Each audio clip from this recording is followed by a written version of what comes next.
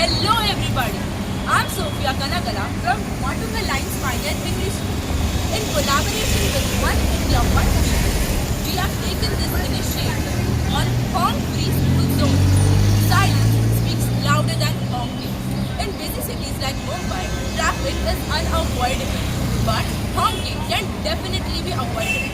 So, let us remember that honking never reduces traffic. It only increases noise. So, no honking please.